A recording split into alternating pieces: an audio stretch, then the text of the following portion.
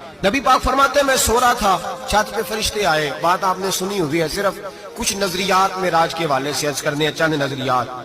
نبی پاک فرماتے ہیں حضرت جبریل نے چھت کے اوپر سے انہوں نے تھوڑا سا حصہ کھولا، چھت پھاڑی. اللہ کے رسول فرما رہے ہیں میں سو رہا ہوں، چھت پھاڑ دی.